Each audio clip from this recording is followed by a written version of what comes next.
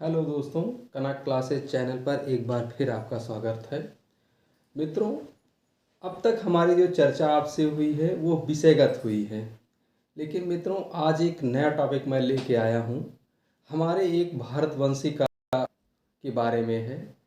जी हाँ मित्रों, मैं आज बात कर रहा हूँ ब्रिटेन के नए प्रधानमंत्री ऋषि सुनक की, जो हमारे भारतवंशी हैं और आज वो जो है ब्रिटेन के प्रधानमंत्री बने हैं।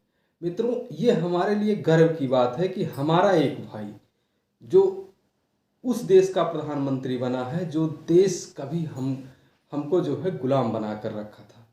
मित्रों, इसलिए ये जानना जरूरी है कि वह आदमी कैसे वहां तक पहुंचा और कैसे उस देश के शीर्ष पद पर पहुंच गया। मित्रों, ये चीज़ें हमारे परीक्षा के दृष्टि से भी इम्पॉर्टेंट हैं और हमारे लिए, हम लोगों के उत्साहवर्धन के लिए, हम लोगों के मनोबल को बढ़ाने के लिए भी ये आवश्यक है कि कैसे हमारा भाई वहां तक पहुंच गया। जो हम ये कहते हैं कि हमारा जो विचार है, हमारे जो हम लोग दो लोगों की सोच है, वो देखिए कैसे लोगों को आज पसंद आ रही है, कैसे लोग जो है हमको पसंद कर रहे हैं। यहाँ तक कि दुनिया के हर देश में भारत का डंका बज रहा है और उसका एक प्रमाण है कि हमारा एक भाई ऋषि सुनक जो है ब्रिटेन का प्रधानमंत्री बन गया। मित्रों, जो ऋषि सुनक का इतिहास शुरू होता है, राजनैतिक इतिहास, वो तो 2015 में शुरू होता है, जो यॉर्कशायर के से वो जो है सांसद चुने जाते हैं। लेकिन उसके पहले हम जानते हैं उनके जीवन के बारे में।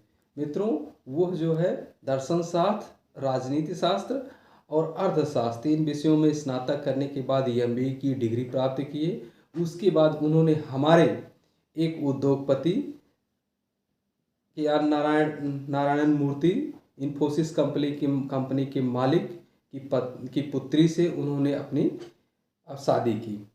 मित्रों, उनके पिता एस वीर और उनकी माता उषा सुनक, वो जो हैं पूर्वी अफ्रीका में रहती थी, लेकिन 1960 के दशक के आसपास वो जो है ब्रिटेन में जाकर बस गई। वहाँ पर उन्होंने अपने छोटे से उद्योग को आगे बढ़ाया और अपने बच्चे को एक अच्छी शिक्षा दी।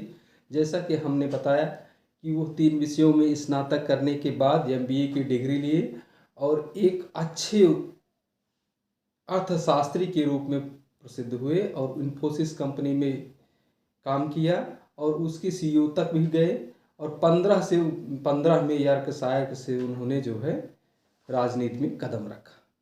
मित्रों, कंजरवेटिव पार्टी के वो सदस्य हैं।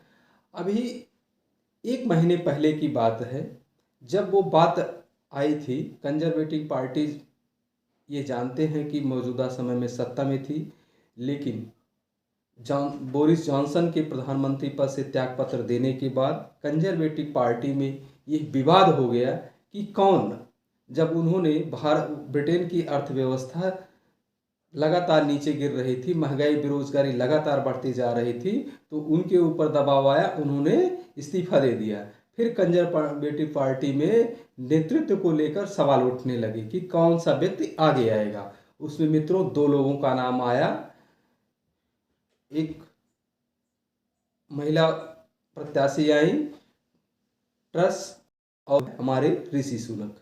लोगों का समर्थन, जो सांसद थे वो ऋषि सुनक की तरफ था, लेकिन जो है कहीं न कहीं हम भारतवंशी, जैसा कि हम आज ये चीज़ें कही नहीं जाती, लेकिन कहीं न कहीं लोगों के बीच में रंग भेद का एक बहुत बड़ा असर अभी भी बचा हुआ है।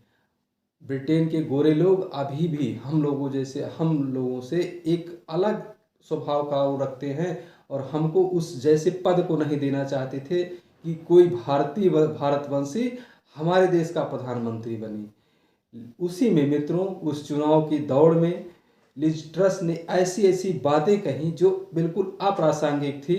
उन्होंने जो है लोक लुभावन नारे दे करके कंजरवेटिव पार्टी के सदस्यों को अपनी तरफ मिला लिया और हमारा ये भाई थोड़े से बहुमत से जो है पीछे रह गया और प्रधानमंत्री नहीं बन पाया। लेकिन मित्रों, मैं आज ये कह रहा हूँ, केवल 30 दिन ही अभी हुए हैं कि 30 दिन की प्रधानमंत्री लिज ट्रस को इस्तीफा देना पड़ा, क्योंकि उनके जो लोक लुभावन नारे थे वो देश की अर्थव्यवस्था को संभाल नहीं सकते थे और उनको अंततः मजबूर होकर इस्तीफा देना पड़ा। और हमारे भाई को जो उस समय भी उसने व्यवहारिक राजनीति की बात की, उसने कहा कि मैं किसी प्रकार से टैक्स की कमी करके देश को गर्त में नहीं ले जा सकता, क्योंकि मैं एक उज्जवल और उन्नतशील राजनीति का जो है नेतृत्व करूंगा। मैं ऐसे लोक लुभावन नारों के साथ किसी देश को, मैं अपने देश को गर्त में नहीं जाने दूंगा। और प्रधानमंत्री जैसा पद कोई मेरे लिए बहुत बड़ी बात नहीं है, मेरे लिए वो केवल सेवा का माध्यम है। अगर कोई इस तरह कह रहा है और करने के लिए तैयार है तो बिल्कुल वो पद ले जाइए। लिज ट्रस उस पद पर विराजमान हुई, लेकिन वो व्यक्ति भी जानता था कि अंततः इनको जो है, इनका मिशन जो है वो कामयाब नहीं होगा और इनको इस्तीफा देना ही पड़ेगा। जो बोरिस जॉनसन जैसे व्यक्ति जो इस्तीफा दे दिए तो फिर ये कैसे चल सकती हैं, इनको भी जाना ही पड़ेगा। और मित्रों, अंततः मजबूर होकर वो चली गई और हमारा जो भाई है ऋषि सुनक भारतवंशी, उसको जो है आज प्रधानमंत्री पद की शपथ दिलाई जा रही है। तो आप सोचिए कि उस व्यक्ति के अंदर क्या ऐसी चीजें रही होंगी कि वो उस ब्रिटेन के सबसे बड़े पद पर आज विराजमान हुआ है। वो क्या चीजें थी उसके अंदर कि इतना उसने क्या चीज दिखा दिया कि लोग जो है उसको प्रधानमंत्री के रूप में स्वीकार न चाहते हुए भी स्वीकार कर रहे हैं। इसलिए आज वो जो है वो एक संकट मोचक की भूमिका में है। आज उसको जो है वहाँ बजरंगबली के अवतार के रूप में लोग देख रहे हैं कि वह जो है हमारी इस समस्या का समाधान करेगा, निकालेगा। मित्रों, मैं एक बात और बता देना चाहता हूँ। फिलहाल राजनीति का धर्म से कोई लेना देना नहीं है, लेकिन जो हमारा भारतवंशी ऋषि सुनक है वो अभी भी हिंदू धर्म को मानता है। उसने 2015 में जब सांसद के रूप में शपथ लिया था तो उसने मित्रों गीता की शपथ ली थी और ये कहा था कि मैं जो है गीता की शपथ लेता हूँ, मैं जो काम करूँगा ईमानदारी के साथ करूँगा, पूरी निष्ठा के साथ करूँगा और व्यवहारिक राजनीति करूँगा। ये बातें उसने कही थी और मित्रों उस पर वो आज कायम है। और आज देखिए कि वो व्यक्ति, उसकी निष्ठा ईमानदारी ने उसको वो पद दे दिया जिस पर लोग पर पहुंचने के लिए बहुत परिश्रम करते हैं, बहुत सोचते हैं, लेकिन उस व्यक्ति की मेहनत, उस व्यक्ति की कामयाबी और निष्ठा ने उसको वहां पहुंचा दिया। हमारे भाई ने ये कहा था उस समय भी जब लिज ट्रस प्रधानमंत्री बनी उसके पहले जब दोनों की रेस हो रही थी, उसने ये कहा कि मुद्रास्फीति को नियंत्रित करना है, इसको मैं करों में टैक्स में कमी करके ऐसा काम नहीं कर सकता कि जिससे देश जो है गर्त में चला जाए, या मैं कोई ऐसा लोक लुभावन नारा नहीं दूंगा जिससे जो है देश को नुकसान हो। मैं प्रधानमंत्री ना बनूं कोई बात नहीं, लेकिन मैं आपको जो है किसी ऐसे दिशा में नहीं ले जाऊंगा जो देश को पीछे करे। मित्रों, उसने जो है उस पद पर पहुंचने से, जाने पर ग्रहण करने से इनकार कर दिया और उसका देखिए वो त्याग आज उसको फिर प्रधानमंत्री के पद पर विराजमान कर दिया है। मित्रों, मैं व्यक्तिगत रूप से अगर कहूं तो मैं उस व्यक्ति का बहुत बड़ा प्रशंसक हूं। अब मेरे अंदर वो व्यक्ति, मेरा भाई प्रधानमंत्री बना है ब्रिटेन का, मुझे व्यक्तिगत रूप से बहुत खुशी है क्योंकि मैं उस व्यक्ति की राजनीति को 2015 से देख रहा हूं और कैसे वो किस तरह से कितनी स्पीड के साथ आगे बढ़ रहा है और दुनिया के उस देश का प्रधानमंत्री बना जो हमें गुलाम बना कर रखा था। जैसा कि आप जानते होंगे, भारत में ईस्ट इंडिया कंपनी जब स्थापना के साथ ही 1600 में ईस्ट इंडिया कंपनी की स्थापना हुई थी और कंपनी स्थापना होने के साथ धीरे धीरे भारत में आती है और भारत को एक उपनिवेश बनाती है, हमको गुलाम बनाती है, हमारे ऊपर शासन करती है, हमारे अर्थव्यवस्था को चौपट कर देती है और अंततः हम जो है शांति और अहिंसा, विशेषकर गांधी जी के नेतृत्व में आंदोलन आगे बढ़ता है और 1947 में आज़ादी मिलती है।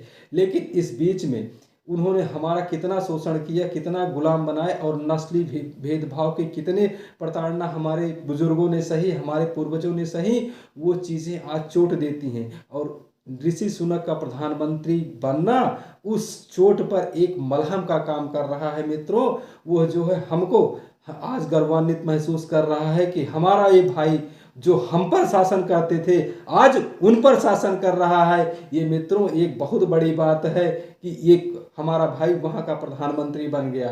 मित्रों, मैं इतिहास का स्टूडेंट रहा हूँ और इतिहास का अध्यापक भी हूँ और मैं आपको इतिहास का लेक्चर भी देता हूँ। मित्रों, मैं इतिहास को पूरी गहराई से ही समझता हूँ और मुझे ऐसा महसूस होता है कि यह व्यक्ति जो है आज पूरे 136 करोड़ भारतीयों के सम्मान को बढ़ाने वाला है। जो गर्व करने वाली बात जो है उसने साबित की है।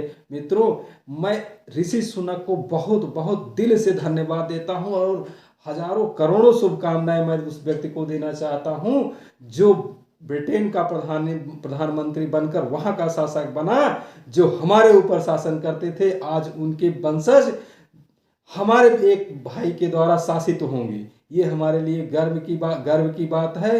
मैं इसी के साथ कहूँगा, ऋषि सुनक जिंदाबाद जिंदाबाद जिंदाबाद।